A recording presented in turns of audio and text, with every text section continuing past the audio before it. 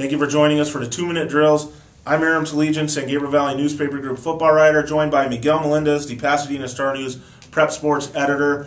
The chaotic Pacific League, Miguel. We're going to find out a lot more about how this thing's going to shake out after this weekend, and that's because Pasadena, PHS, traveling to Arcadia on Friday night. PHS 5-3 overall, 4-1 in league.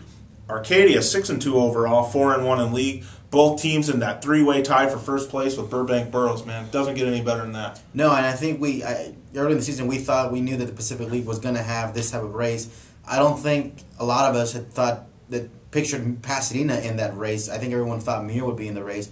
The roles have reversed a little bit, and a lot of that has to do with the fact that Brandon Cox, the quarterback for PHS, has just been playing tremendously well. I'm not putting a lot of weight into what happened last week.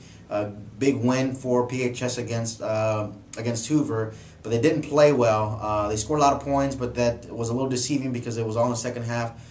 I'm weighing a lot of this on the fact that they were able to, they beat Crescenta Valley. I don't think people had them beating Crescenta Valley. They beat Burbank. I don't think people had them beating Burbank.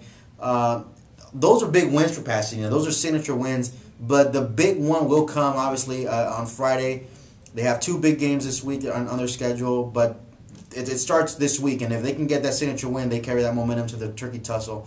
That'll be a lot for PHS, but they have a lot definitely to celebrate for right now. Miguel, Cox is playing so well that he's right up there, maybe even the favorite to be your quarterback on the first team of the Star News All Area team, yeah, right? No question. Pretty good for the Temple City transfer. Yeah, no kidding. I mean, this kid can do it all. He's great passing on the run. He's explosive, extending plays with his feet. He's elusive. He's also a leader. I think people are kind of not really touching on that. He's a leader. He directs the offense. He does a lot of talking on the sideline when teams out on defense. He hasn't been playing defense because of a lower back injury, but he leads his team, and he directs the offense so well, and that generates big drives. That generates a lot of points, as we've seen. Nobody expected Pasadena to be scoring so many points, and they have. And it's not just Cox.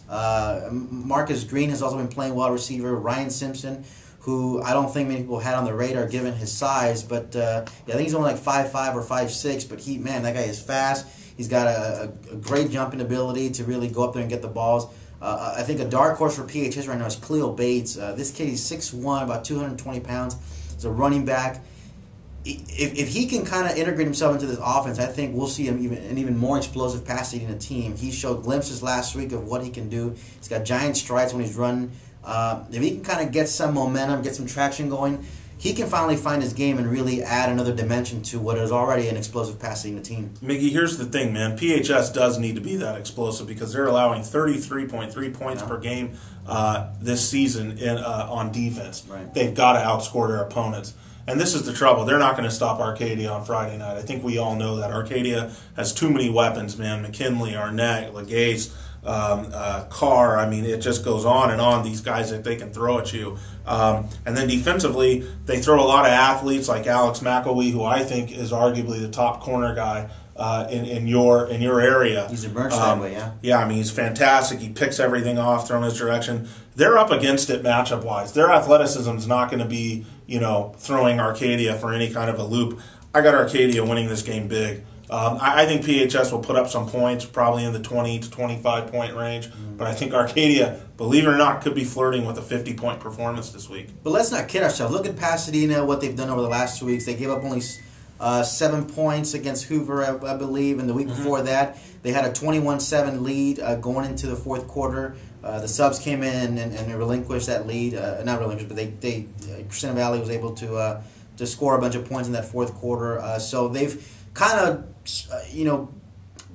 they played a little better on defense in the final in the second half. I think early on they were kind of adjusting to that kind of adjusting to trying to finish these teams off. I think they've been able to do that over the last couple of weeks. But you're right, they have been giving up a lot of points, and they have relied on outscoring these teams and getting to shootouts. That may not work against Arcadia, that can hang with them, and not only that, but also shut them down with a strong defensive line that I don't think that Johnny Melanci said was the best defensive line he's ever had at Arcadia. Well, pick it, man. I mean, it sounds like you're kind of in agreement with me here, but you just haven't said it. No, I'll go with Arcadia, too. I hope it's a close game. I'll be there, and that's all I can ask for is a close, intense a game that people I think are expecting to see, given what these teams have done leading up to this game. But I am going with Arcadia. Right. Kudos to PHS for having a very good season thus far. Hopefully they can make it in the playoffs. Hopefully they can make that turkey tussle coming up in 2 weeks for a playoff spot.